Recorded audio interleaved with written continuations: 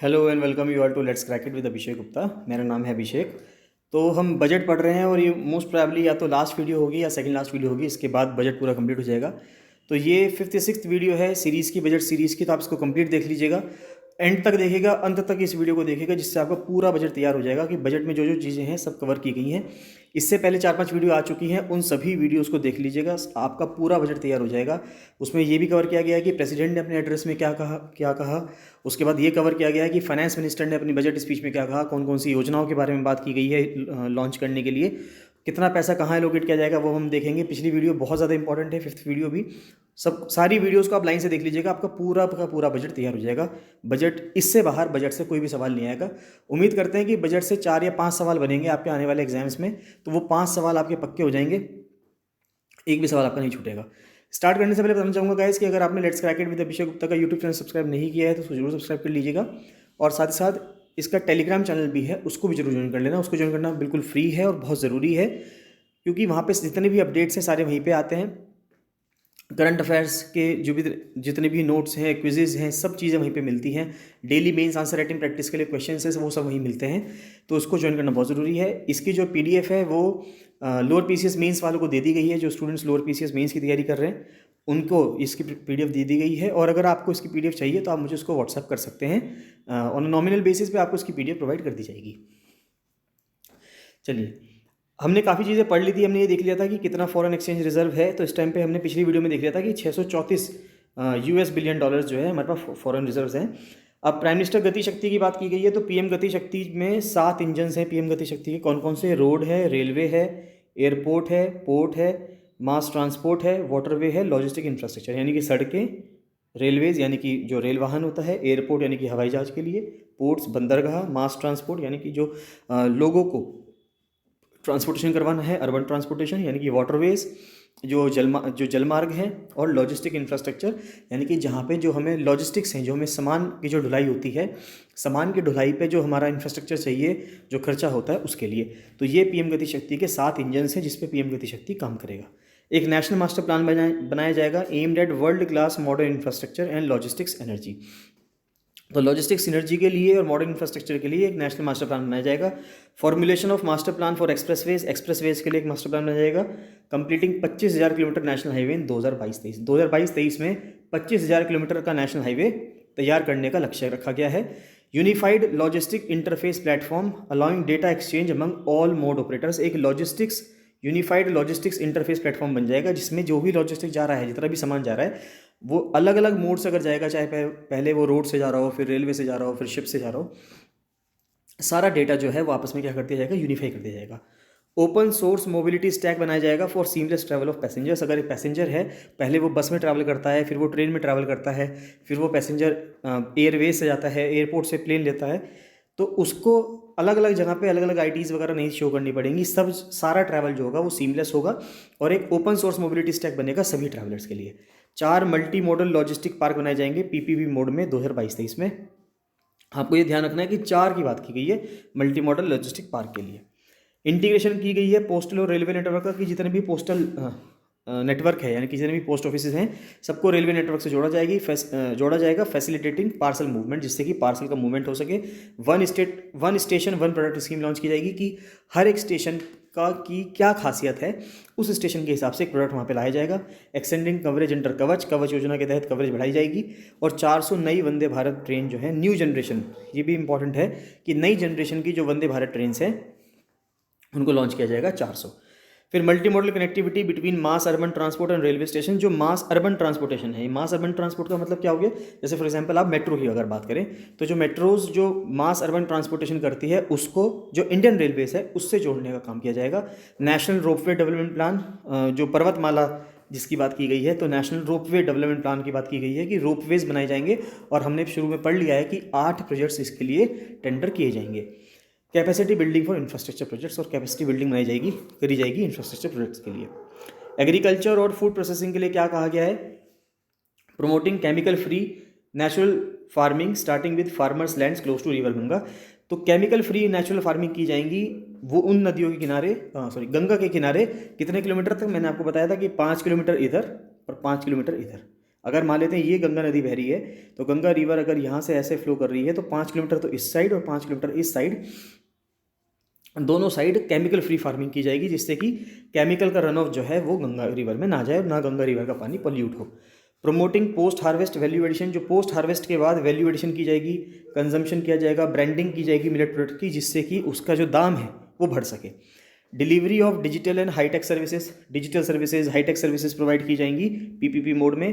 किसान ड्रोन की बात की गई है, ड्रोन चलाए जाएंगे जिससे कि फार्मर्स को फ़ायदा मिल सके। इस इंसेक्टिसाइड्स छिड़कने हैं, पेस्टिसाइड्स छिड़कने हैं, न्यूट्रिएंट छिड़कने हैं खेतों में, खेतों का परिसीमन करना है, नापना है उसको, सभी चीज़ के लिए ड्रोन का इस्तेमाल किया जाएगा। Launching fund with blended capital to finance agriculture startups, एक फंड भी लॉन्च किया जाएगा ब्लेंडेड कैपिटल के साथ, जिससे कि हम एग्रीकल्चर स्टार्टअप क्या कर सकें, फाइनेंस कर सकें। इस चीज़ की बात की गई है। फिर यहाँ पे ये शो करता है कि कितने टन जो है प्रोडक्शन हुआ है। Enhanced procurement to support higher distribution during pandemic, यानी सरकार ने कितना प्रोक्योर करा है किसानों से, जिससे कि पेंडेमिक के दौरान, जिस टाइम महामारी फैली हुई थी कोविड की, उस टाइम पे कितना जो राशन है वो बांटा गया है। तो 2021-22 का अगर आप देखेंगे, 31 दिसंबर 2021 का ये शो करता है इस येलो वाले से। तो वीट जो है वो आप देख सकते हैं 400 लाख टन के आसपास है, और जो चावल है वो 300 लाख टन के आसपास है। इसको डिस्ट्रीब्यूट किया गया है। और 2020-21 यानी जो पिछला साल गया 2020-21 वाला, उसमें जो है 600 लाख टन के आसपास आप देख सकते हो चावल बांटा गया है, ये वाला देख सकते हो। और जो गेहूँ हैं वो अराउंड 350 लाख टन के आसपास बांटा गया है, ये इसमें बता रहा है। रिकॉर्ड फूड ग्रेन प्रोडक्शन हुआ है मिलियन टन्स में। अगर हम बात करें तो 2021 में 2020-21 का जो चौथा जो एनुअल एस्टीमेट था उसके हिसाब से 300 मिलियन टन का, यहाँ से अगर हम देखें आइडिया लगाएं तो 300 मिलियन टन का जो है फूड ग्रेन प्रोडक्शन हुआ है टोटल मिला के। उसके बाद केन बेतवा लिंक प्रोजेक्ट की बात की गई है कि केन और बेतवा रिवर जो लिंकिंग प्रोजेक्ट चल रहा है उन दोनों को लिंक किया जाएगा, जिससे कि 9.1 लाख हेक्टेयर ज़मीन को फ़ायदा मिलेगा, 62 लाख लोगों को ड्रिंकिंग का पानी मिलेगा, पीने का पानी मिलेगा, और 130 मेगावाट की जो है बिजली पैदा होगी।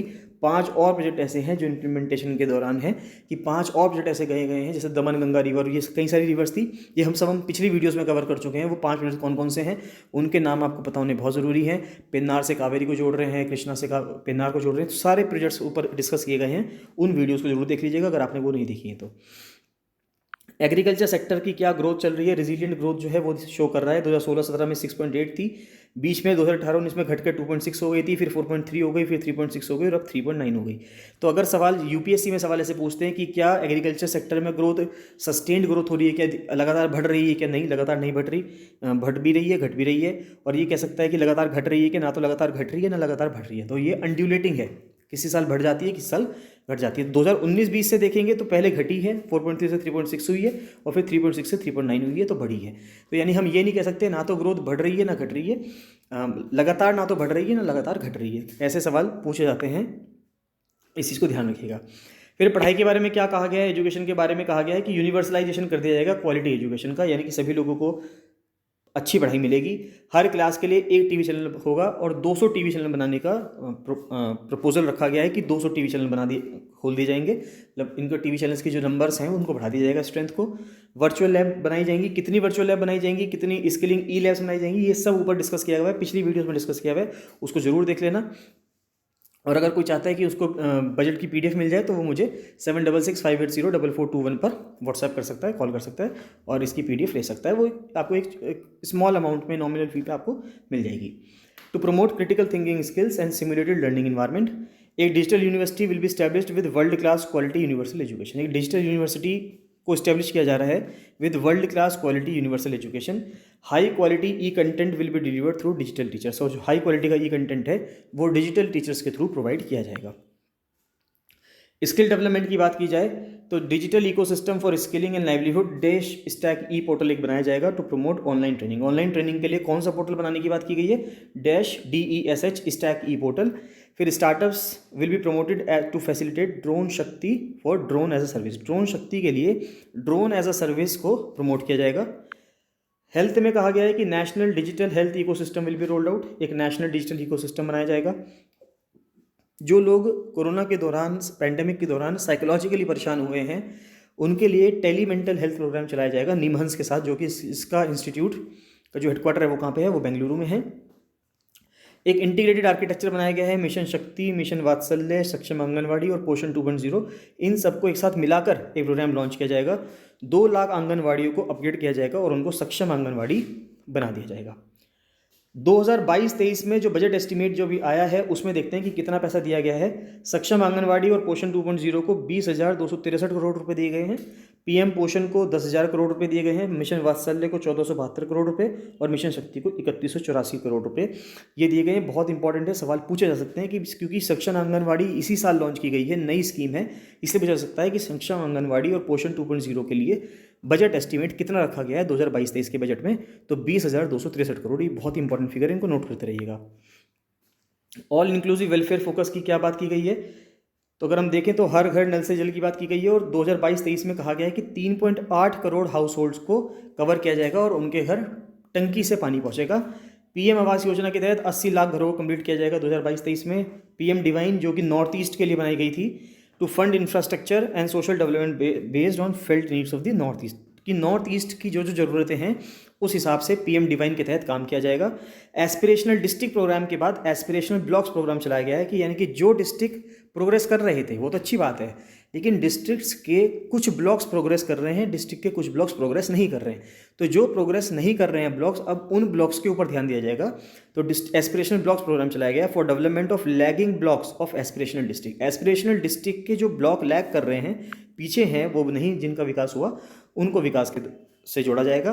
फिर वाइब्रेंट विलेजेस प्रोग्राम चलाया गया है, ये उनके लिए चलाया गया जो नॉर्दर्न बॉर्डर पे गांव हैं, जैसे उत्तराखंड के गांव हो गए, हिमाचल प्रदेश के गांव हैं, ऐसे गांव हैं जिनका डेवलपमेंट नहीं हो पाया और जो सीमाओं पे लगते हैं, अंतर्राष्ट्रीय सीमाओं पे। तो targeting development of villages on the northern border left out from the development games, जिनको फायदा नहीं मिल पाया। Digital banking by post office, 100% post office को कोर बैंकिंग सिस्टम से जोड़ने का प्रपोजल है, जिससे कि जो ट्रांसफ़र है बैंक अकाउंट से पोस्ट ऑफिस के अकाउंट में वो बहुत ईजी हो जाएगा। डिजिटल पेमेंट की बात की गई है कि शेड्यूल्ड कमर्शियल बैंक जो है 75 डिजिटल बैंकिंग यूनिट्स लगाएंगे 75 डिस्ट्रिक्ट्स में। ये 75 का नंबर यहाँ पे इसलिए है क्योंकि भारत को इस साल 75 साल होने जाने हैं इंडिपेंडेंस को। उसके बाद एमएसएमई सेक्टर के लिए क्या किया गया है, हालांकि सब चीज़ हम ऊपर देख चुके हैं कि सारे जो अलग अलग पोर्टल हैं, जैसे उद्यम पोर्टल है, ई श्रम पोर्टल है, उन सबको इंटरलिंक कर दिया जाएगा अलग अलग पोर्टल्स को। जो emergency credit line guarantee scheme है उसको एक्सटेंड कर दिया जाएगा, बढ़ाया जाएगा, जिसका फोकस कहा जाएगा किस पे, हॉस्पिटैलिटी पे और रिलेटेड एंटरप्राइज। हॉस्पिटैलिटी के मतलब पे होटल सेक्टर की बात की जा रही है। रिवैम्पिंग जो क्रेडिट गारंटी टर्म है मीडियम सेक्टर एंटरप्राइज के लिए उसको, और उसके बाद raising and accelerating MSME performance यानी कि रैम्प प्रोग्राम को लॉन्च किया जाएगा, विल बी रोल्ड आउट, जिससे कि हम ये देख सकें कि जितनी भी एमएसएमईज़ हैं क्या उनका परफॉर्मेंस क्या चल रहा है।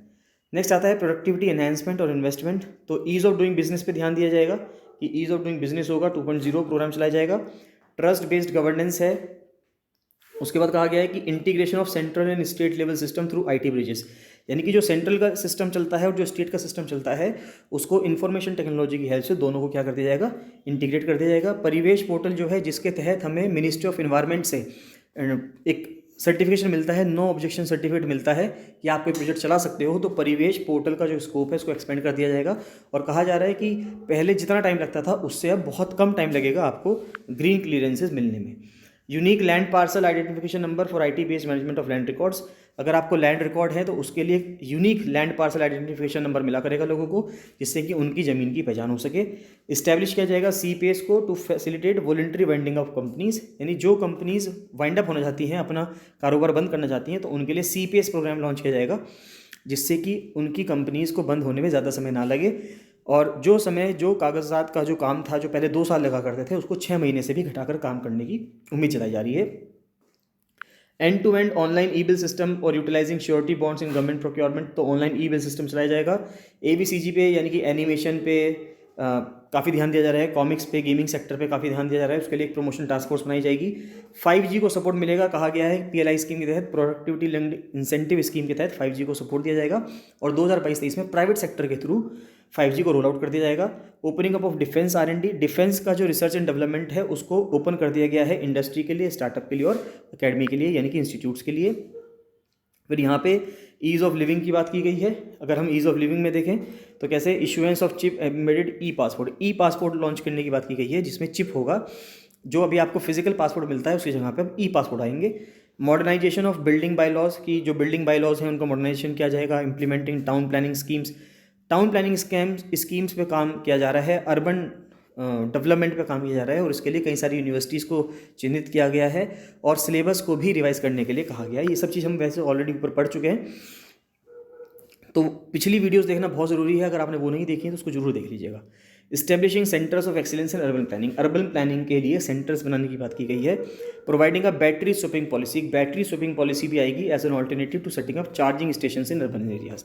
कि जो चार्जिंग स्टेशन बनाए जा रहे हैं अर्बन एरियाज में, मान लेते हैं इलेक्ट्रिक व्हीकल है, उसको चार्ज होना है, उसकी बैटरी खत्म हो गई, तो डायरेक्ट क्या करें, बैटरी स्वैप कर दें। कि यानी वो अपनी बैटरी, जो कार की जो बैटरी है वो निकाल दे और नई बैटरी वहाँ पे लगा दे। तो बैटरी स्वैपिंग पॉलिसी पे भी ध्यान दिया जा रहा है।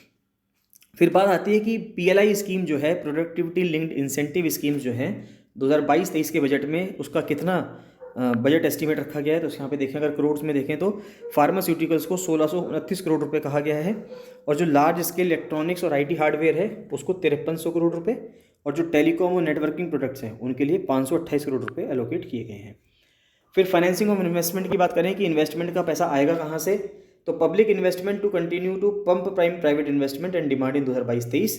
तो यहाँ पे अगर आप देखेंगे तो जो कैपिटल एक्सपेंडिचर है, देखिए कैपिटल एक्सपेंडिचर बढ़ा है ना। यहाँ पे अगर हम देखें 2014-15 से 2018 तक ये लगातार बढ़ता रहा, फिर ये थोड़ा कम हो गया, उसके बाद ये फिर बढ़ा, फिर कम हो गया, और 2020-21 के बाद से अगर आप देखेंगे तो 2020-21 के बाद से ये लगातार ये बढ़ा है। यानी कि अगर हम देखें 2020-21 का एक्चुअल अमाउंट देखें यहाँ से, फिर 2021-22 का रिवाइज एस्टीमेट और 2022-23 का बजट एस्टीमेट अगर हम देखेंगे तो ये बढ़ा है। और जो रेवेन्यू एक्सपेंडिचर है या टोटल एक्सपेंडिचर है, रेवेन्यू एक्सपेंडिचर जो है टोटल एक्सपेंडिचर का वो घटा है।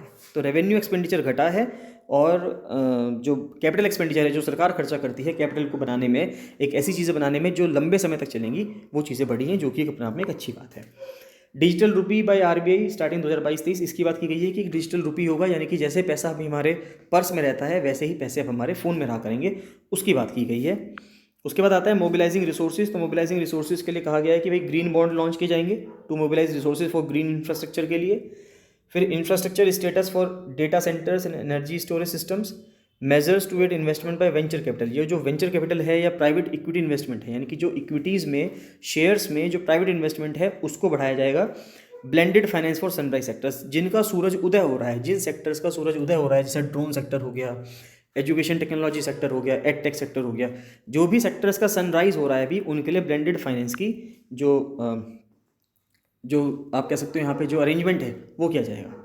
फिर providing greater fiscal space to states को फिस्कल स्पेस देने की बात की गई है, यानी कि जो राज्य हैं वो अपना विकास करने के लिए सेंट्रल गवर्नमेंट से अगले 50 सालों तक इंटरेस्ट फ्री लोन्स ले सकते हैं। Enhanced outlay to scheme for financial assistance to states for capital investment, capital investment के लिए फाइनेंशियल असिस्टेंस मिलेगी स्टेट्स को।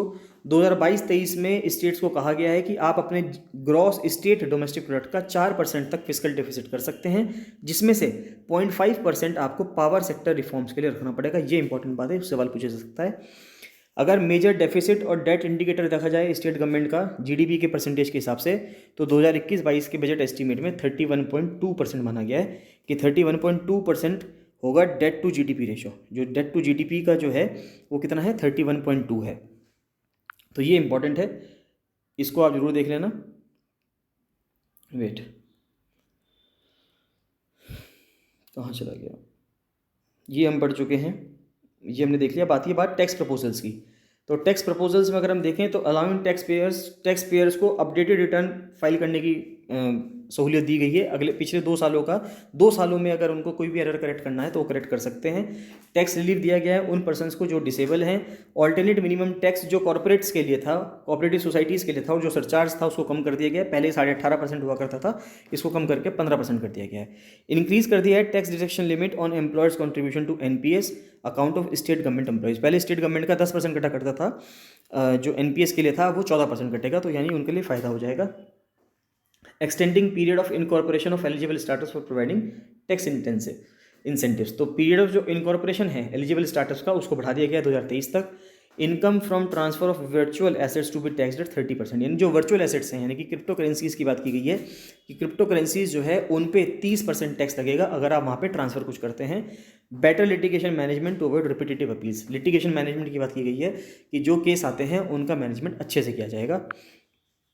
इंक्रीज इन टैक्स डिडक्शन ये हम पढ़ चुके हैं। फिर बॉयंट जीएसटी कलेक्शंस ड्यूरिंग 2021-22 ये दिखाया गया है इसके थ्रू कि जीएसटी कलेक्शन, हालांकि कोविड चला लेकिन उसके बाद भी जीएसटी कलेक्शन बढ़ा है। तो अगर हम देखें, जब नेशन वाइड लॉकडाउन लगा अप्रैल 2020 में, तब जीएसटी कलेक्शन काफ़ी ज़्यादा गिर गया था, लेकिन धीरे धीरे फिर जीएसटी कलेक्शन बढ़ता रहा। फिर दोबारा जब सेकंड कोविड वेव आई, फिर जीएसटी कलेक्शन घट गया और उसके बाद फिर जीएसटी कलेक्शन बढ़ा। यानी कि ये देखा गया है जीएसटी कलेक्शन लगभग बढ़ता ही रहा है। हालांकि बीच बीच में गिरा भी है, यहाँ पे आप गिरा है, यहाँ पे आप देख सकते हैं, यहाँ पे कम हुआ है, यहाँ पे कम हुआ है, लेकिन जब लॉकडाउन लगा है तब तो काफ़ी गिरा है। बाकी जीएसटी कलेक्शन जो है बढ़ा है। तो इससे ये समझ में आता है कि इकोनॉमी जो है वो बूम कर रही है, इकोनॉमी जो है धीरे धीरे रिवाइव कर रही है और ये काम ठीक चल रहा है। उसके बाद आता है कि एनी सरचार्ज और cess on income and profits not allowable as business expenditure. कोई भी सरचार्ज या सेस जो इनकम या प्रॉफिट पर लगेगा उसको बिजनेस का खर्चा नहीं माना जाएगा। फिर customs administration to be fully IT driven in special economic zone. Special economic zone में जो कस्टम एडमिनिस्ट्रेशन होगा वो पूरा का पूरा इंफॉर्मेशन टेक्नोलॉजी ड्रिवन होगा। Phasing out concessional rates in capital goods and project imports gradually and apply a moderate tariff 7.5%। फिर review होगा customs exemption and tariff simplification. उसके बाद बात की जा रही है कि custom duty rates are being calibrated to provide a graded rate structure. यानी जो कस्टम ड्यूटी के जो रेट हैं उनको कैलिब्रेट किया जाएगा, उनको थोड़ा सा मैनिपुलेट किया जाएगा। रैशनलाइज कर दिया जाएगा exemptions on implements and tools for agri sector manufactured in India. यानी कि जो एग्री सेक्टर के लिए, एग्रीकल्चर सेक्टर के लिए जो इम्प्लीमेंट टूल भारत में बनते हैं उनको कुछ उनकी जो एग्जामिशंस हैं उनको रैशनलाइज किया जाएगा। Extension of custom duty exemption to steel scrap. Steel scrap का जो उस पर जो कस्टम ड्यूटी एग्जामिशन मिलता है उसको बढ़ाया जाएगा उसके समय को। रिडक्शन ऑफ ड्यूटी, ड्यूटी को घटा दिया जाएगा किन पे? Required for shrimp aquaculture. जो श्रिम्प को उगाने के लिए, श्रिम्प एक्वाकल्चर यानी कि श्रिम्प की खेती अगर आप कह सकते हो, यहाँ पे जो समुद्र में से झींगे मिलते हैं उनके कल्चर के लिए, उनकी पैदावार को बढ़ाने के लिए ड्यूटी को घटाया जाएगा। Unblended fuel shall attract additional differential excise duty. जो अनब्लेंडेड फ्यूल होगा उसको उस पर एक्साइज ड्यूटी लगाई जाएगी। अब आता है कि पैसा आता कहाँ से? ₹1 कम्स फ्रॉम, यानी कि जब भारत सरकार अगर ₹1 कमाती है, अगर वो कमाती है तो वो कहाँ से कमाती है? तो सबसे ज़्यादा पैसा जो आता है वो आता है बोरोइंग एंड अदर लाइबिलिटीज से। तो ₹1 में से सबसे ज़्यादा यानी कि 35 पैसे अगर आप कह सकते हैं, अगर ₹1 के अंदर 100 पैसे हैं तो 100 पैसे में से 35 पैसे जो हैं वो बोरोइंग और अदर लाइबिलिटीज से आते हैं। उसके बाद दूसरे नंबर पे आता है कहाँ से? जीएसटी से। 16% जीएसटी से आ रहा है।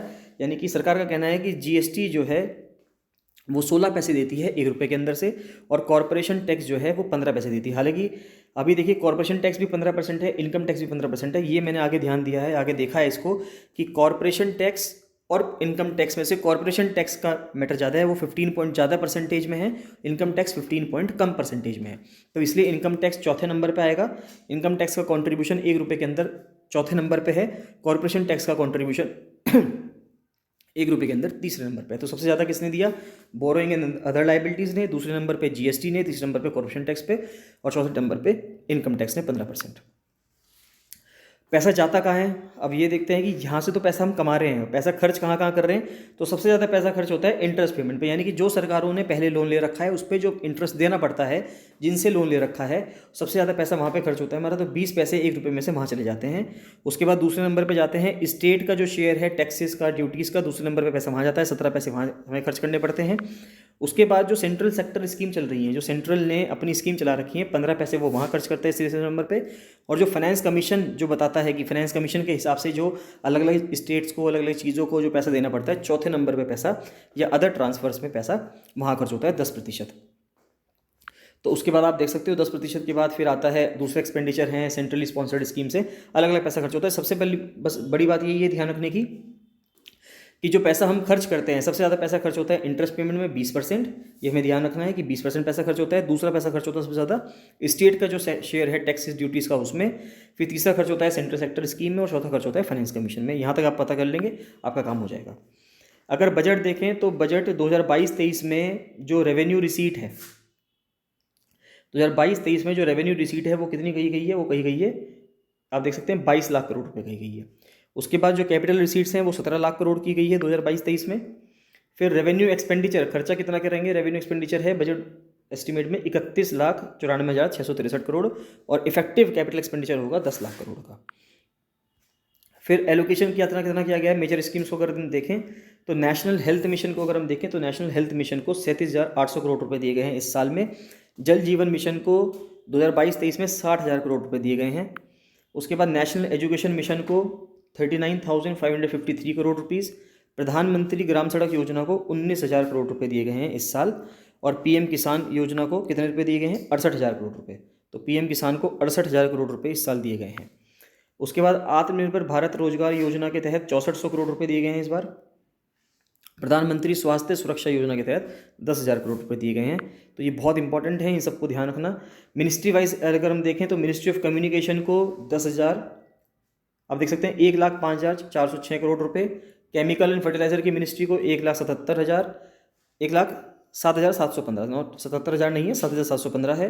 मिनिस्ट्री ऑफ एग्रीकल्चर को 1,32,000, रूरल डेवलपमेंट को 1,38,000, मिनिस्ट्री ऑफ रेलवेज को 1,40,000, होम अफेयर्स को 1,85,000 करोड़ रुपए की बात करी जा रही है ये, और ministry of road transport highways को 1,99,000 करोड़, और मिनिस्ट्री ऑफ कंज्यूमर अफेयर्स को, क्योंकि यहाँ पे खाने की बात आ गई, यहाँ पे सरकार को बहुत खर्च करना पड़ता है एफसीआई के थ्रू, ये भी हम आगे देखेंगे, 2,17,684 करोड़ रुपए देने पड़ेंगे। और मिनिस्ट्री ऑफ डिफेंस के लिए, मिनिस्ट्री ऑफ डिफेंस का सारा अगर हम देखें, सारा बजट अगर हम देखें तो 5,25,166 करोड़ रुपए का है, बहुत ज़्यादा है, मिनिस्ट्री ऑफ डिफेंस का सबसे ज़्यादा है। अब देखिए ये बहुत इंपॉर्टेंट है, यहाँ से आप देखिए समझिए जरा इस चीज़ को। एक बजट जो आता है वो बजट हमें बताता क्या है? सबसे पहले यहाँ पे इस चीज़ को देखो, जो एक बजट जब पेश किया जाता है लोकसभा में, तो उस बजट को जो फाइनेंस मिनिस्टर बताता है बजट में, तो बजट में क्या क्या बताया जाता है, उसमें देखो 4 चीज़ें बताई जाती हैं, ये चीज़ ध्यान रखनी है। एक तो जो 2020-21, अगर हम जैसे हम देखें तो हम 2022 में बजट पेश कर रहे हैं, तो 2022 में से 2 साल पहले 2020-21 का एक्चुअल खर्चा कितना हुआ वो सारा बताया जाएगा, वास्तविक खर्चा कितना हुआ 2020-21 का वो बताया जाएगा। फिर ये बताया जाएगा इस बजट में कि 2021-22 का, यानी कि पिछले साल का जो बजट, यानी कि जो साल चल रहा है, देखिए अभी 2021-2022 का फाइनेंशियल ईयर चल रहा है, अभी वित्तीय वर्ष 2021-22 चल रहा है, तो 2021-22 का जो बजट एस्टिमेट था, जो पिछले साल फरवरी 2021 में जब बजट स्पीच हुई होगी पहली फरवरी 2021 को, उस साल क्या बजट एस्टिमेट बताया गया था वो बताया गया। लेकिन अगर पूरे साल में हो सकता है कि खर्चा किसी चीज़ में बढ़ जाए, ज़रूरी नहीं है ना कि जितना आपने बजट लगाया, आप उतना, मान लेते हैं आप कहीं घूमने जाते हैं तो आपने जितना का बजट लगाया ऐसा थोड़ी है कि आप उतने में घूम के आते हैं, हो सकता है कि आपके पैसे ज़्यादा खर्च हो गए हों। तो रिवाइज एस्टिमेट कितना हुआ, यानी कि और कितना एक्स्ट्रा पैसा आपने ऐड कर दिया या कम कर दिया, और 2022-23 जो आगे आने वाला साल है उसका बजट एस्टिमेट आप क्या बताओगे। तो यानी जब बजट पेश किया जाता है तो बजट के साथ 4 चीज़ें कही जाती हैं, जो प्रेजेंट साल चल रहा है उसमें क्या आपका बजट एस्टिमेट था, क्या रिवाइज एस्टिमेट है, इस साल से पिछले साल का एक्चुअल खर्चा कितना हुआ वो आप बताएंगे, यहाँ पे जैसे ये बता रहे हैं, और अगले आने वाला जो साल है 2022-23 जो है उसका बजट एस्टिमेट कितना होगा वो आप बताएंगे। तो 4 चीज़ें एक बजट बताता है, ये अपना में बहुत इंपॉर्टेंट चीज़ है, ये आपको पता होना चाहिए। उसके बाद रेवेन्यू रिसीट्स की बात की गई है। जो रेवेन्यू रिसीट्स यहाँ पे हिंदी में भी लिखा हुआ है, देखिए राजस्व प्राप्तियाँ, तो जो रेवेन्यू रिसीट्स हैं यानी कि राजस्व प्राप्तियाँ हैं वो 22 लाख करोड़ की बात की गई है इस साल में। यही चीज़ इंपॉर्टेंट है, थोड़ा बहुत पिछला भी देख लेना, लेकिन ये ज़्यादा इंपॉर्टेंट है। फिर कैपिटल रिसीट्स यानी कि जो पूंजी प्राप्तियां हैं वो 17 लाख करोड़ है। कुल प्राप्तियां, टोटल रिसीट्स जो है, टोटल रिसीट्स अगर आप देखोगे तो रेवेन्यू रिसीट्स और कैपिटल रिसीट्स सबको जोड़ देंगे तो 39,44,909 करोड़ रुपए, तो 39,44,909 लाख करोड़ रुपए, तो 39,44,909 करोड़ रुपए, तो इतने लाख करोड़ रुपए का बजट बताया गया है। जितना हमें प्राप्तियां होंगी उतना ही हम खर्च कर देंगे, सरकार कमाती नहीं है, इसमें हम ये माना जाता है कि जितना हम रिसीट्स होंगी उतना ही एक्सपेंडिचर हो जाएगा। तो रिसीट्स और एक्सपेंडिचर सेम है, तो रिसीट्स अगर 39 लाख है तो एक्सपेंडिचर भी 39,44,909 करोड़ ही है। उसके बाद बात की जाती है इफेक्टिव कैपिटल एक्सपेंडिचर की या रेवेन्यू डेफिसिट की।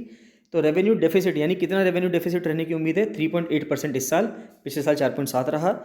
उसके बाद फिस्कल डेफिसिट, ये बहुत इंपॉर्टेंट है, ये सवाल पूछा जाता है कि फिस्कल डेफिसिट कितना रहने की उम्मीद है। जो फिस्कल डेफिसिट है वो 6.4% रहने की उम्मीद है अगले साल में 2022-23 में, और जो 2021-22 चल रहा है इस साल फिस्कल डेफिसिट कितना रहा, 6.9 रहा। तो ये सरकारी आंकड़े हैं, इसलिए बहुत ज़्यादा ज़रूरी है, इसको ध्यान से पढ़ लीजिएगा। प्राइमरी डेफिसिट 2.8% होने की उम्मीद है और 3.3% रहा है इस साल में। उसके बाद यहाँ से आती है बात कि रुपया आता कहाँ से है, ये हालांकि हम एक बार देख चुके हैं, फिर भी देख लेते हैं दोबारा। तो रुपया आता कहाँ से है, यहाँ पे आप देखिए सबसे पहले बोरोइंग अदर लाइबिलिटीज से, यहाँ पे एक लिखा हुआ है 35 पैसे यहाँ से आते हैं, सबसे ज़्यादा पैसे यहाँ से आते हैं। दूसरा सबसे ज़्यादा पैसे कहाँ से आते हैं, 16 पैसे ये गुड्स एंड सर्विसेज टैक्स से, जीएसटी से, माल और सेवा कर से आते हैं। उसके बाद तीसरे नंबर पे जो पैसे आते हैं वो कहाँ से आते हैं, वो कॉर्पोरेशन टैक्स से आते हैं, निगम कर से आते हैं। और चौथे नंबर पे कहाँ से आते हैं, इनकम टैक्स से आते हैं, यानी कि आयकर से आते हैं। यहाँ पे हमने सब लिख भी रखा है। उसके बाद आता है रुपये जाता कहाँ है। अगर हम देखें कि रुपया जाता कहाँ है, तो सबसे ज़्यादा जो रुपया जाता है वो कहाँ पे जाता है, वो जाता है इंटरेस्ट पेमेंट पे 20 पैसे। यहाँ पे जो इंटरेस्ट पेमेंट है यानी कि ब्याज की जो अदायगी है उस पर सबसे ज़्यादा पैसा जाता है, 20 पैसे वहाँ पे खर्च होते हैं। दूसरे नंबर पे पैसे खर्च होते हैं स्टेट का जो शेयर है टैक्सेस का, ड्यूटीज़ का, 17 पैसे वहाँ खर्च होते हैं। यानी कि करों और शुल्कों में जो राज्यों का हिस्सा है वहाँ पे खर्च होते हैं। तीसरे नंबर पे जो पैसा खर्च होता है वो होता है सेंट्रल सेक्टर स्कीम में, यानी कि जो केंद्रीय क्षेत्र की योजनाएं हैं, तीसरे सबसे ज़्यादा जो पैसा खर्च होता है वो वहाँ पे खर्च होता है। बस इतना ही आपको पता करना है, इतना कर लेंगे तो आपका काम हो जाएगा। उसके बाद देखते हैं डेफिसिट के स्टेटस, देख लेते हैं कि डेफिसिट के कितने क्या क्या चीज़ें हैं। तो ये चीज़ हालांकि हम देख चुके हैं कि जो फिस्कल डेफिसिट है इस साल 2022-23 में 6.4% रहने की उम्मीद है। Revenue deficit 3.8%, effective revenue deficit 2.6% और प्राइमरी डेफिसिट 2.8%। पिछले साल कितना रहा था, ये 6.9 रहा, ये 4.7 रहा, 3.7 और 3.3। ये आंकड़े आपको ध्यान होने बहुत ज़रूरी हैं, इनसे सवाल बनते हैं, यही सवाल पूछे जाएंगे। अगर आप देखेंगे 27 मार्च के एग्ज़ाम में या 3 अप्रैल के एग्ज़ाम में जो उत्तराखंड पीसीएस लेगा, आप देख लेंगे कि ये सवाल आपको वहाँ पे मिलेंगे। किस किस सोर्स से हम फिस्कल डेफिसिट को फाइनेंस करेंगे, ये बहुत इंपॉर्टेंट बात है कि कहाँ से जो फिस्कल डेफिसिट है यानी कि जो पैसे की कमी है, हमें पैसा ज़्यादा खर्च करना है, पैसा प्राप्त कम हो रहा है, तो पैसे को हम पूरा कहाँ से कर पाएंगे, तो हम क्या करेंगे, मार्केट से बोरोइंग करेंगे। तो यहाँ से आप ये देख सकते हैं कि कहाँ कहाँ से हम पैसे लेंगे। तो बाजार से उधार लेंगे जिसमें गवर्नमेंट सिक्योरिटीज़ और ट्रेजरी बिल होंगे, यानी कि सरकारी प्रतिभूति होगी और राजकोषीय हुंडी होगी। सिक्योरिटीज़ अगेंस्ट स्मॉल सेविंग्स, यानी कि अल्प बचतों के बदले जो प्रतिभूतियाँ हैं। स्टेट प्रोविडेंट फंड से, राज्य भविष्य निधियाँ से। जो दूसरे रिसीट्स हैं जैसे कि इंटरनल डेट हो गया, पब्लिक अकाउंट हो गया और एक्सटर्नल डेट हो गया, यानी कि विदेशी ऋण जो है दूसरे देशों से जो हम ऋण लेते हैं, इन सब से हम अपने डेट रिसीट को पूरा करेंगे। तो इस साल हमें कितना रखा गया है, 16 लाख करोड़ का एस्टीमेट रखा गया है जो हमें डेट रिसीट्स करनी है। उसके बाद आता है जो घाटे का ट्रेंड है। अगर हम देखें तो डेफिसिट ट्रेंड्स अगर हम देखें तो इसको आप देख सकते हैं कि 2008-9 से वो डेफिसिट ट्रेंड दिखा रहा है कि जो फिस्कल डेफिसिट है, मेन फिस्कल डेफिसिट होता है, इसको देखिए जरा, सबसे ऊपर वाली जो है वो फिस्कल डेफिसिट है। जीडीपी के परसेंटेज के हिसाब से देखें तो इस साल 6.4 रहने की उम्मीद है। कौन से साल में, 2022-23 का जो बजट एस्टीमेट है। देखिए जो 2022-23 का बजट एस्टीमेट है यहाँ पे 6.4 है, और जो पिछले साल का रिवाइज एस्टीमेट है उसके हिसाब से 6.9 है। तो ये बहुत ज़्यादा ज़रूरी है। और जो रेवेन्यू डेफिसिट है, रेवेन्यू डेफिसिट 3.8% है और 4.7%। तो यहाँ से आप थोड़ा ये आइडिया लगा सकते हैं कि क्या जो रेवेन्यू डेफिसिट है, फिस्कल डेफिसिट है, लगातार घट रहा है या बढ़ रहा है। तो देखिए पहले यहाँ पे ये 4.9 से 4.5 हुआ, 4.1 हुआ, 3.9, 3.5, 3.5, 3.4। तो ये लगातार घट रहा है। यहाँ पे 2011-12 से लेके 2017-18 तक ये घट रहा है। लेकिन उसके बाद जैसे जैसे कोरोना का समय शुरू हुआ तो कोरोना के टाइम पे सरकार को ज़्यादा खर्चा करना पड़ा, तो इसलिए रेवेन्यू डेफिसिट बढ़ गया। जो रेवेन्यू डेफिसिट था, फिस्कल डेफिसिट था, वो बढ़ने लगा। तो ये बढ़ते बढ़ते काफ़ी हद तक ऊपर पहुंच गया, 9.2% में पहुंच गया, जो कि अपने आप में एक गलत बात है, नहीं बढ़ना चाहिए था ना, इसको हमें कम करना है। तो अब 9.2 से घटते घटते अब जैसे वापस से जब इकोनॉमी रिवाइव होनी शुरू हुई तो ये घटकर 6.9% पे आ गया और अब 6.4% पे आ गया। तो ये अच्छी बात है, और इसको हमने कहा है कि 2025 तक, 2024-25 तक या 2025-26 तक हम इसको 4.5% पे ले आएंगे, जो कि एक अपने आप में इकोनॉमी के लिए पॉजिटिव साइन है। फिर यहाँ पे आता है कि जो घाटा वित्त पोषण के स्रोत हैं, ये हमने पढ़ ही लिया कि कौन कौन से स्रोत हैं। सिक्योरिटीज लेंगे against small saving, state provident fund है, विदेशी ऋण है, मार्केट बोरोइंग, बाजार से जब हम उधार लेंगे, उन सब की बात की गई है। प्राप्तियों की बात की जाए कि अगर हमें जो पैसा रिसीव होता है वो कहाँ कहाँ से पैसा रिसीव होता है। देखिए हमें पैसा रिसीव होता है कॉरपोरेशन टैक्स से, इनकम टैक्स से, वेल्थ टैक्स से, कस्टम से, यूनियन एक्साइज ड्यूटी से, सर्विस टैक्स से और जीएसटी से। जीएसटी के अंदर 3 हैं, सीजीएसटी, आईजीएसटी और जीएसटी कंपनसेशन सेस। क्योंकि जो कंपनसेशन सेस जो स्टेट वाला जीएसटी है वो तो राज्यों को ही मिल जाता है, उसमें सेंट्रल गवर्नमेंट का कोई भी रोल नहीं होता, और यूटी इस पे जो टैक्स लगता है। अब यहाँ पे ध्यान से देखिए, अभी ऊपर ये आ रहा था कि पैसा आता कहाँ से, यानी कि जो भारत सरकार कमाती है 1 रुपया, उसमें से कितने पैसे आते हैं। तो 15% ही कॉरपोरेशन टैक्स पे लिखा हुआ था और 15% ही इनकम टैक्स पे लिखा हुआ था। लेकिन आप यहाँ से देख सकते हैं कि हर साल में अगर आप देखेंगे, या इसमें अगर आप देखेंगे, यहाँ पे हर साल में तो नहीं, यहाँ पे अगर आप देखेंगे तो देखिए कॉरपोरेशन टैक्स तो 72,000 करोड़, 7,20,000 करोड़ रुपये बता रखा है। इनकम टैक्स 7 लाख करोड़ रुपये बताया है। या पिछले साल में देखेंगे तो कॉरपोरेशन टैक्स 6,35,000 करोड़ रुपये बताए हैं और इनकम टैक्स 6,15,000 करोड़ रुपये बताए हैं। तो इसका मतलब ये है कि कॉरपोरेशन टैक्स की वैल्यू ज़्यादा है, इनकम टैक्स की वैल्यू कम है। तो अगर दोनों, हालांकि जब यहाँ पे 7,20,000 है, यहाँ पे 7 लाख है, तो उम्मीद करते हैं वो 15 पॉइंट कुछ परसेंट होगा, 15 पॉइंट कुछ परसेंट होगा। तो यहाँ पर इससे हमें ये समझ में आता है कि कॉर्पोरेशन टैक्स की वैल्यू ज़्यादा है, इनकम टैक्स की वैल्यू कम है, यानी इनकम टैक्स से हमें कम पैसा मिल रहा है, कॉर्पोरेशन टैक्स से ज़्यादा पैसा मिल रहा है। तो ये इसका प्रूफ है, जो ऊपर मैंने कॉर्पोरेशन टैक्स को 3rd नंबर पे लिखा है और इनकम टैक्स को 4th नंबर पे लिखा है, तो ये आप यहाँ से देख लेना। उसके बाद टोटल रेवेन्यू रिसीट जो है वो 22 लाख करोड़ रुपए बताई गई है, वो यहाँ पे लिखी हुई है, ये है 22 लाख करोड़ रुपए। उसके बाद जो टोटल कैपिटल रिसीट्स हैं वो 17 लाख करोड़ रुपए हैं, और जो टोटल रिसीट्स हैं वो 39,44,157 करोड़ रुपीज़ हैं। फिर टैक्स रिसीट्स का जो ट्रेंड्स हैं वो ये दिखा रहा है कि जो ग्रॉस टैक्स रिसीट है, देखिए यहाँ पे आप देखिए, जो ग्रॉस टैक्स रिसीट है वो करीब करीब 10.7% है। उसके बाद जो डायरेक्ट टैक्स है, देखिए डायरेक्ट टैक्स जो यानी कि जो इनकम टैक्स होता है, जैसे कि वो डायरेक्ट टैक्स होता है, तो जो डायरेक्ट टैक्स है वो लगातार आप कह रहे हैं कि बढ़ रहा है, यहाँ पे 5 हो गया, फिर 5.4 हो गया, फिर 5.5 हो गया, तो आप कह सकते हैं कि बजट एस्टीमेट 2021 में और 2022-23 में ये पिछले साल में बढ़ा है। और जो इनडायरेक्ट टैक्स है, जैसे कि जीएसटी हो गया, वो घटा है 5.4 से 5.2%, यानी कि वो उसका जो कलेक्शन है वो थोड़ा कम हुआ है। रिसीट्स कितनी है सेंटर की, वो यहाँ पे वो शो कर रहा है कि सेंटर कितना कमा रहा है, कितना कहाँ से रिसीट मिल रही है। तो सेंटर का जो टैक्स रेवेन्यू है वो 19.3 लाख करोड़ रुपए है, non tax revenue 2.7 lakh crore है, और non debt capital 0.8 lakh crore है, तो यहाँ से वो ये शो कर रहा है। फिर खर्चा कहाँ कहाँ हो रहा है, expenditure government of India, government जो है कहाँ कहाँ खर्चा कर रही है, तो उसके लिए इंपॉर्टेंट बात यह है कि जो भारत सरकार खर्चा कर रही है सेंट्रली स्पॉन्सर्ड स्कीम्स में, फाइनेंस कमीशन ने जो ग्रांट दी और अदर ग्रांट्स जो लोन जो ट्रांसफ़र हो रहे हैं, इन सभी ट्रांसफ़र को मिला के 39,44,909 लाख करोड़, इतना ही बजट है, इतना ही सरकार को खर्चा करना है अगले आने वाले साल में पूरे देश को चलाने के लिए। इफेक्टिव कैपिटल एक्सपेंडिचर कितना है सरकार का, तो इफेक्टिव कैपिटल एक्सपेंडिचर जो है वो 10 लाख करोड़ रुपए है। उसके बाद कंपोजिशन ऑफ एक्सपेंडिचर, इसके बाद आप देख लेना कि कितना एक्सपेंडिचर है, कहाँ कहाँ पे क्या क्या खर्चा होना है, यानी कि इस्टेब्लिशमेंट एक्सपेंडिचर ऑफ स्टेट, ये सब इन्होंने बता रखा है कि दूसरे ग्रांट्स हैं, जैसे कि इतने लाख करोड़ रुपए देने, यहाँ पे इतने लाख करोड़ रुपए देने, ये इतना इंपॉर्टेंट नहीं है फिर भी, लेकिन मैंने इसको इनकॉर्पोरेट कर लिया है, इससे आपको छूटे कुछ ना, एक बार आप इसको भी पढ़ लेना, हालांकि इससे कुछ बात बनेगी नहीं, हमने ऊपर देख लिया है सर काफ़ी चीज़ें। फिर कैपिटल एक्सपेंडिचर कहाँ कहाँ पे हम खर्च कर रहे हैं, तो वो उसकी बात आ रही है कि ग्रॉस बजटरी सपोर्ट, तो बजट तो बढ़ता जा रहा है, बजट में जो कैपिटल एक्सपेंडिचर की बात है वो बढ़ती जा रही है, लेकिन जो क्रिएशन हो रही है कैपिटल एसेट्स की वो भी बढ़ती जा रही है। तो ये एक अच्छी चीज़ है कि ग्रांट इन एड्स जो मिल रही है क्रिएशन ऑफ कैपिटल एसेट्स वो भी बढ़ रहा है, और जो बजटरी सपोर्ट है वो भी बढ़ रहा है, यानी कि बजट का सपोर्ट और वो दोनों ही चीज़ें बढ़ती जा रही हैं। उसके बाद आता है एक्सपेंडिचर ऑफ मेजर आइटम्स, यानी किस किस जगह पे हमें खर्चा करना है। अब ये देखिए, ये बहुत ज़्यादा इंपॉर्टेंट है कि हमें कहाँ कहाँ खर्चा करना है। देखिए सब चीज़ लिखी हुई है यहाँ पे, सब चीज़ लिखी हुई है, अब यहाँ पे समझते रहिएगा कि हम कहाँ कहाँ पे क्या क्या खर्चा कर रहे हैं। तो देखिए डिफेंस पे हम कितना खर्चा कर रहे हैं, 3,85,370 लाख करोड़ रुपए, इतना खर्चा कर रहे हैं।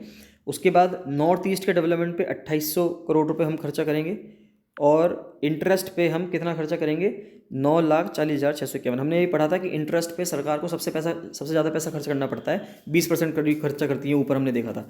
तो 9,40,651 करोड़ रुपए। तो अब देखिए इंटरेस्ट पे जो खर्चा है वो मैक्सिमम है ना, ये हमने देख लिया, यहाँ पे इंटरेस्ट पे खर्चा मैक्सिमम है। दूसरे नंबर पर सबसे ज़्यादा जो खर्चा है वो कहाँ पे है, डिफेंस पे है। ठीक है, जितना भी खर्चे की है आप सभी देख लीजिएगा, सबसे ज़्यादा खर्चा इंटरेस्ट पे है, दूसरे नंबर पर डिफेंस पे है।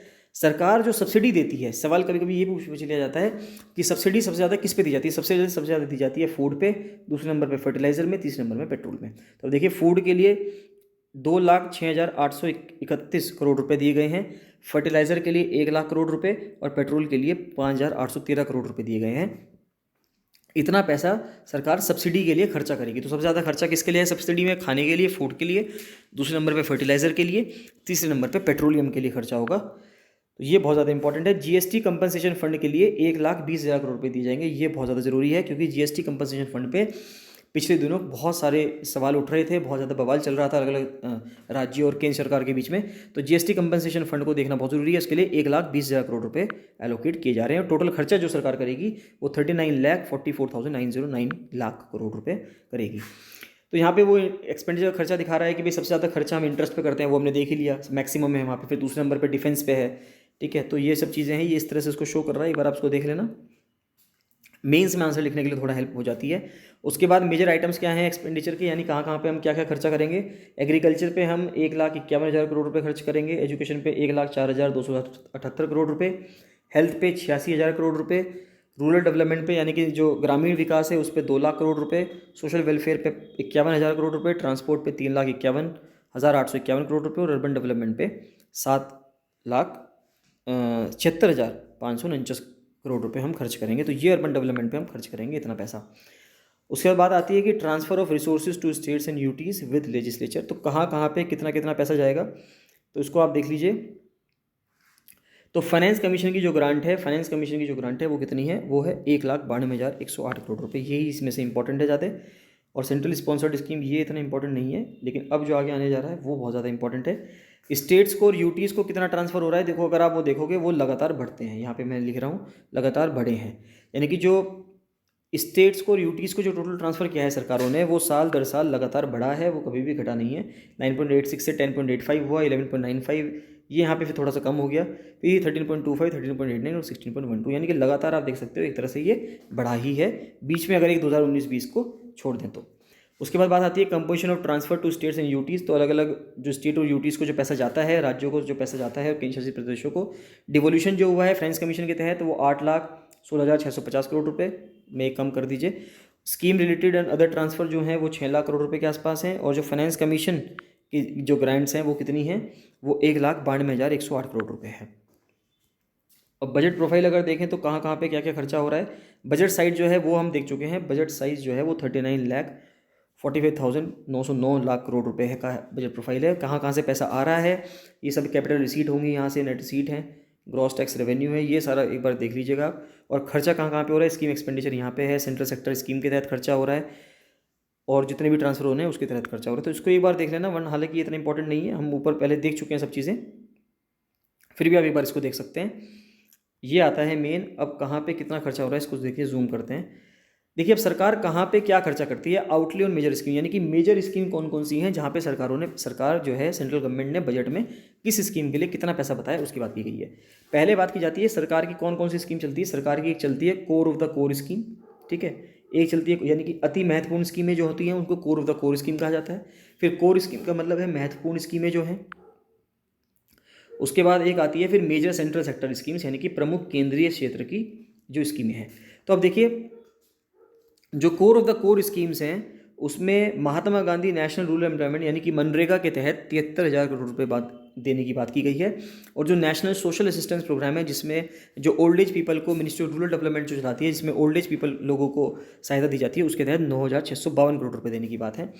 कोर स्कीम में जो प्रधानमंत्री जन आरोग्य योजना है उसके लिए 7,857 करोड़ रुपये, ब्लू रिवॉल्यूशन के लिए, नीली क्रांति के लिए 1,891 करोड़ रुपए, और बॉर्डर एरिया डेवलपमेंट प्रोग्राम के लिए 566 करोड़ रुपए दिए गए हैं। उसके बाद जो इंफ्रास्ट्रक्चर फैसिलिटीज़ फॉर जुडिशरी का अभी पीछे मुद्दा चल रहा था कि जुडिशरी के लिए एक अलग से इंफ्रास्ट्रक्चर के लिए बॉडी बना देनी चाहिए जो जुडिशरी का इंफ्रास्ट्रक्चर बनाए, क्योंकि जुडिशरी का जो बुनियादी ढांचा है, इंफ्रास्ट्रक्चर है, वो बना ही नहीं है। तो इसके लिए 858 करोड़ रुपये देने की बात की गई है। जल जीवन मिशन के लिए 60,000 करोड़ रुपये देने की बात की गई है। नेशनल एजुकेशन मिशन के लिए 39,000 करोड़ रुपीज़, और नेशनल हेल्थ मिशन के लिए, स्वास्थ्य मिशन के लिए 37,800 करोड़ रुपए, और प्रधानमंत्री आवास योजना के तहत 48,000 करोड़ रुपए देने की बात की गई है। उसके बाद जो बात की जाए स्वच्छ भारत मिशन की अगर देखें तो स्वच्छ भारत मिशन के तहत 2300 करोड़ रुपए देने की बात की गई है। फिर मिशन शक्ति जो मिशन है for protection and empowerment for women के लिए 7,183, मिशन वात्सल्य के लिए 3,184, और प्रधानमंत्री आयुष्मान भारत के तहत 1,472 करोड़ रुपए, यानी कि ये सब पैसे दिए गए हैं। उसके बाद यहाँ पे हम देख सकते हैं कि core of the core scheme, अगर हम यहाँ पे देखें तो core of the core scheme हमने इस पेज पे पढ़ी है और कोर स्कीम में पढ़ी है। तो सबसे ज़्यादा और सबसे कम पैसा किसके लिए, ये देख लेते हैं। Core of the core scheme में यहाँ पे देखिए लिखा हुआ है कि core of the core scheme में हाईएस्ट पैसा जाएगा मनरेगा को, और सबसे कम पैसा जाएगा डेवलपमेंट ऑफ माइनॉरिटीज़ को। तो डेवलपमेंट ऑफ माइनॉरिटीज़ के लिए जो पैसा है core of the core scheme में वो सबसे कम दिया गया है। तो डेवलपमेंट ऑफ माइनॉरिटीज़ देख लीजिए, डेवलपमेंट ऑफ माइनॉरिटीज़ वाला ये है 3rd नंबर पे, इसको 1,810 करोड़ रुपए ये सबसे कम दिया जाएगा, बाकी सब लोगों को इससे ज़्यादा ही पैसे दिए जा रहे हैं। Core of the core scheme की बात कर रहे हैं खाली। अब कोर स्कीम में अलग है कि कोर स्कीम में जो सबसे हाईएस्ट पैसा दिया गया है वो जल जीवन मिशन को दिया गया है, 60,000 करोड़ रुपये भी हमने ऊपर देखा, और जो लोवेस्ट है वो आर अर्बन मिशन को और स्टार्स मिशन को दिया गया है। देखिए यहाँ पे दोनों चीज़ लिखी हुई हैं, ये है आर अर्बन, ये है स्टार्स मिशन। देखिए स्टार्स मिशन को कितना पैसा दिया गया है, स्टार्स मिशन को दिया गया है 550 करोड़ रुपये, और 550 करोड़ रुपये ही आर अर्बन मिशन को दिए गए हैं जो Shyama Prasad Mukherjee are urban mission है ये, इसको भी 550 करोड़ रुपए दिए गए हैं, और जो स्टार्स मिशन है उसको भी 550 करोड़ रुपए ही दिए गए हैं यहाँ पे, strengthening teaching learning and results for states. तो इन दोनों स्कीम्स के लिए कितने कितने पैसे दिए गए हैं, 550 करोड़ रुपए। सबसे कम पैसे दिए गए हैं, सबसे ज़्यादा पैसे जो दिए गए हैं कोर स्कीम में हाईएस्ट वो है जल जीवन मिशन के लिए। उसके बाद बात आती है मेजर सेंट्रल सेक्टर स्कीम्स की। तो मेजर जो सेंट्रल सेक्टर स्कीम है उसमें पैसा दिया गया है पीएम किसान को 68,000 करोड़ रुपए, और उसके बाद फिर ये सब स्कीम्स हैं। फिर सबसे ज़्यादा जो पैसा दिया गया है वो दिया गया है फूड सब्सिडी के लिए, जो एफसीआई के पास पैसा जाता है, जिससे एफसीआई वीट राइस वगैरह प्रोक्योर करती है, किसानों से खरीदती है और सस्ते दरों में 2 रुपये किलो चावल और 3 रुपये किलो चावल और 2 रुपये किलो गेहूं करके जो बेचती है गरीब लोगों में, उसके लिए सबसे ज़्यादा पैसा 1,45,920 करोड़ रुपए एलोकेट किए गए हैं। ये हाईएस्ट अमाउंट है जो किसी स्कीम को दिया गया है, किसी भी स्कीम को इससे ज़्यादा पैसा अलॉट नहीं हुआ। इलेक्ट्रॉनिक गवर्नेंस के लिए 525 करोड़ रुपए दिए गए हैं। तो मेजर सेंट्रल सेक्टर स्कीम में जो हाईएस्ट है वो तो फूड सब्सिडी जो एफसीआई को मिली है वो सबसे ज़्यादा है, और लोवेस्ट जो है वो इलेक्ट्रॉनिक गवर्नेंस को है, जो हमने ऊपर देखा 525 करोड़ रुपए। तो ये हाईएस्ट है। अगर हम सारी स्कीम्स में देखें, सारी स्कीम्स में सबसे ज़्यादा पैसा जो है वो फूड सब्सिडी के लिए दिया गया है। किसके तहत? नेशनल फूड सिक्योरिटी एक्ट के तहत एफसीआई को 1,45,920 करोड़ रुपए, और ये पहले नंबर पे है सबसे ज़्यादा जिसको पैसा मिला है। और दूसरे नंबर पे किसको मिला है? दूसरे नंबर पे अभी आगे आएगा जिसको मिला है। दूसरे नंबर पर अब देख लेते हैं, यहाँ पे देख लेते हैं। सेकंड हाईएस्ट जो पैसा मिला है वो मिला है एनएचएआई को। देखिए यहाँ पे जो पैसा है 1,34,000 करोड़ रुपए, ये सड़क बनाने के लिए national highway authority of India को अलॉट किया गया है 1,34,015 करोड़ रुपए। तो ये सबसे ज़्यादा पैसा दिया गया है सेकंड हाईएस्ट नंबर पे एनएचएआई को। तो सबसे पहला नंबर पे जो सबसे ज़्यादा पैसा दिया गया है वो फूड कॉर्पोरेशन ऑफ इंडिया को खाना खरीदने के लिए किसानों से, दूसरे नंबर पर सड़क बनाने के लिए एनएचएआई को, और तीसरे नंबर पर दिया गया है सबसे ज़्यादा पैसा, ये किसको दिया गया है देख लीजिए, तीसरा दिया गया है Mahatma Gandhi national rural employment guarantees programme, तीसरे नंबर पे 73,000 करोड़ रुपए इसको दिए गए हैं। तो ये इनको नोट कर लेना बहुत ज़्यादा ज़रूरी है। यही सवाल पूछे जाते हैं एग्जाम में बजट में से, इससे बाहर कुछ नहीं आएगा, मैं आपको सही बता रहा हूँ। तो इनको जरूर ध्यान दे लीजिएगा। और इसी के साथ बजट कंप्लीट होता है। बजट में सब कुछ कवर कर दिया गया है, इसी के साथ पूरा बजट कवर हो गया है। तो अब मुझे नहीं लगता कि कुछ भी ऐसा चीज़ बची है जो बजट से बाहर आएगी। आप इनको अच्छे से देख लीजिएगा, नोट्स बना लीजिएगा। कहीं पे भी आपको कोई दिक्कत आती है तो मुझसे कमेंट सेक्शन में कमेंट करके पूछ लीजिए। जिन लोगों को इसकी पीडीएफ चाहिए वो उसकी पीडीएफ ले लीजिएगा। मुझे 7665804421 पर आप व्हाट्सएप कर सकते हैं। मैं लिख सकता हूँ यहाँ पे नंबर 7665804421 पर आप मुझे व्हाट्सएप कर दीजिएगा, और ये पीडीएफ जो है वो ले लीजिएगा, जिससे कि आपको नोट्स बनाने में हेल्प मिल जाएगी। आपको नोट्स नहीं बनाने पड़ेंगे, आप जल्दी से इसको पढ़ लेंगे। इसको कई बार पढ़ लीजिएगा। ये 100, 105, 110 पेज की पीडीएफ है, इसको कई बार पढ़ लेना, आपका काम हो जाएगा। बजट में इससे बाहर कुछ नहीं आएगा, पूरा बजट में कवर कर चुका हूँ मैं। चलिए मिलते हैं नेक्स्ट वीडियो में। So thank you and bye bye.